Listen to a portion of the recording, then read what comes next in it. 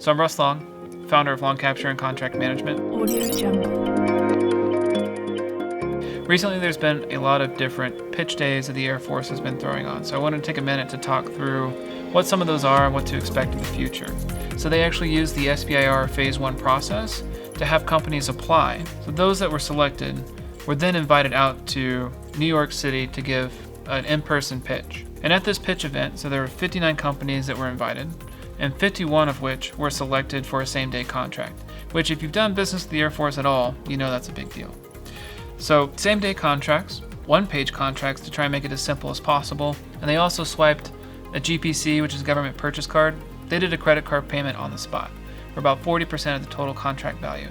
So companies that went out to pitch day walked away with funding in pocket. So building off of that momentum and that publicity at the New York pitch day, the Air Force has kind of doubled down and they want to do additional pitch days.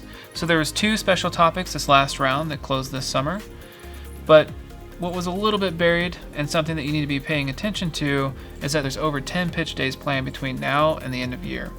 Some of these, they do require the companies entered through the 19.2 solicitation process. So in all seriousness, if you're just hearing about it, it's too late.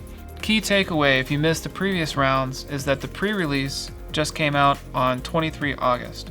This included what looks like an additional pitch day, and I encourage companies to take a look at future solicitations, especially 20.1, which starts in the November timeframe and closes in February.